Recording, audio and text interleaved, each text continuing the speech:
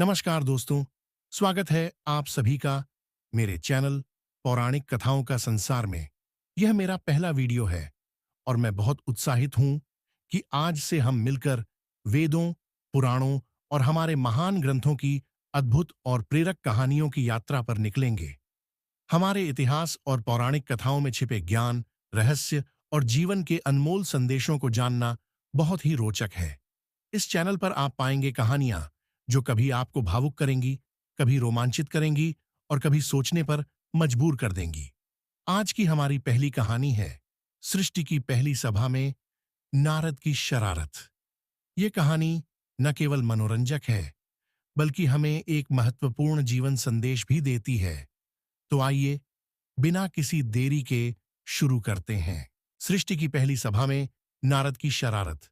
जब ब्रह्मांड नया नया बना था, तब देवता, असुर और राशि सभी को एक बड़ी समस्या सता रही थी। समस्या यह थी कि सृष्टि में कौन सबसे श्रेष्ठ है। इस सवाल ने स्वर्ग से लेकर पृथ्वी और पाताल तक सबको बेचैन कर रखा था। देवताओं को लगता था कि वे सबसे श्रेष्ठ हैं। असुरों को लगता था कि उनकी ताकत सबसे बड़ी है और आर्षियों का मानना था कि ज्ञान से बड़ा कुछ नहीं। इसी बात पर बहस इतनी बढ़ गई कि ब्रह्मा जी को खुद इसे सुलझाने के लिए सभा बुलानी पड़ी। सभा में सबका हंगामा। ब्रह्मा जी ने अपनी कमलासन पर बैठकर सभी को शांत रहने का आदेश दिया। उन्होंने कहा, सृष्टि में कौन श्रेष्ठ है, यह तय करने के लिए हमें सभी के गुणों और दोषों का पता लगाना होगा। यह सुनकर इंद्र तुरंत बोल पड़े, हम देवता हैं, हम ही सबसे श्रेष्ठ हैं, क्योंकि हम स्वर्ग के राजा हैं। राहु, जो पीछे बैठा था, फुसफुसाया, राजा तो स्वर्ग का है, लेकिन दिमाग तो धरती पर भी नहीं चलता। यह सुनकर पूरी सभा ठहाकों से गूंज उठी। इंद्र ने गुस्से में अपने वज्र को उठाने की धमकी दी, लेकिन तभी ब्रह्मा जी ने नारद मुनि की ओर देखा। नारद, तुम सृष्टि के सबसे ज्ञानी और चतुर हो, हमें बताओ कौन श्रेष्ठ है। नारद की शरारत। नारद मुनि ने अपनी वीणा उठाई, मुस्कुराए और बोले, मैं सृष्टि में सबसे श्रेष्ठ को ढूंढकर लाने का वचन देता हूं, लेकिन यह पता लगाने के लिए मैं सबकी परीक्षा लूंगा। सभा के सभी सदस्य सहमत हो गए और नारद मुनि अपनी परीक्षा शुरू करने के लिए निकल पड़े। पहली परीक्षा, देवताओं की मूर्खता। नारद सबसे पहले इंद्र के पास गए। उन्होंने कहा, हे इंद्रदेव, मैं आपके स्वर्ग में एक ऐसा फल लाया हूं जिसे खाकर कोई अमर हो सकता है, लेकिन इस फल को आप अकेले नहीं खा सकते, इसे अपने देवताओं में बांटना होगा। इंद्र ने बिना सोचे समझे फल को बांटने की योजना बनाई, लेकिन जब फल का वितरण हुआ तो हर देवता ने इसे दूसरे के हिस्से से थोड़ा थोड़ा चुरा लिया। अंत में फल का एक टुकड़ा भी नहीं बचा और सभी देवता लड़ने लगे।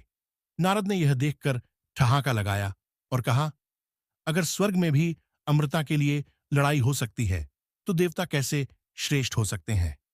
दूसरी परीक्षा, असुरों की दुविधा। इसके बाद नारद मुनि पाताल लोक पहुंचे। वहां उन्होंने असुरों से कहा, हे दानवों, मैं आपके बल और शक्ति को देखने आया हूं। क्या आप में इतनी ताकत है कि आप समुद्र को दो हिस्सों में बांट सकें। असुरों ने तुरंत चुनौती स्वीकार की। वे समुद्र के किनारे पहुंचे और उसे बांटने की कोशिश करने लगे। कुछ असुर चिल्ला रहे थे, पानी को मारो, खींचो, और कुछ कह रहे थे, यह जादू होगा, हमें कुछ और कोशिश करनी चाहिए। 3 दिनों तक कोशिश करने के बाद असुर थक कर बैठ गए। नारद मुस्कुराते हुए बोले, ताकत बड़ी चीज है, लेकिन बिना बुद्धि के यह व्यर्थ है। तीसरी परीक्षा, ऋषियों का अहंकार। अंत में नारद मुनि ऋषियों के पास गए। उन्होंने कहा, हे महर्षियों, आप ज्ञान के भंडार हैं, लेकिन क्या आप में इतनी करुणा है कि आप अपने ज्ञान को किसी अज्ञानी को देकर उसे श्रेष्ठ बना सकें। ऋषि एक दूसरे को देखने लगे। उनमें से एक ने कहा, हमारा ज्ञान तो बहुत मूल्यवान है, इसे ऐसे ही क्यों दे दें। दूसरे ने कहा, अगर हम अपना ज्ञान बांट देंगे तो हम सबसे श्रेष्ठ कैसे रहेंगे। नारद ने गहरी सांस ली और बोले, तो फिर ज्ञान भी स्वार्थ से भरा है, आप कैसे श्रेष्ठ हो सकते हैं। सृष्टि का असली श्रेष्ठ सभा में नारद मुनि लौटे और सबको उनकी कमजोरियां गिनाई। सभा में सन्नाटा छा गया। ब्रह्मा जी ने नारद से पूछा, तो बताओ नारद, सृष्टि में कौन श्रेष्ठ है। नारद मुनि ने मुस्कुराते हुए कहा, सृष्टि में सबसे श्रेष्ठ वह है जो प्रेम, करुणा और दया के साथ दूसरों की भलाई के लिए जीता है। कोई देव, असुर या आशी नहीं, बल्कि वह साधारण व्यक्ति जो दूसरों के लिए अपना सब कुछ त्याग कर देता है। सभा में सबने सिर झुका लिया। तभी एक साधारण किसान सभा में आया, जिसने अपनी सारी फसल एक भूखे परिवार को दे दी थी। सभी ने महसूस किया कि श्रेष्ठता शक्ति, ज्ञान या ऐश्वर्य में नहीं, बल्कि करुणा और निस्वार्थता में है। अंत में, ठहाका सभा के अंत में, नारद मुनि ने कहा, अब समझ में आया ब्रह्मा जी, आप अपनी सृष्टि को थोड़ा कम जटिल बना सकते थे। यह सुनते ही ब्रह्मा जी और पूरी सभा ठहाकों से गूंज उठी। यह कहानी सिखाती है कि सच्चा श्रेष्ठ वह है जो दूसरों के लिए जीता है, न कि वह जो केवल अपने लिए लड़ता है। अगर आपको यह कहानी पसंद आई हो तो इसे लाइक करें, अपने दोस्तों के साथ शेयर करें और चैनल को सब्सक्राइब करना न भूलें।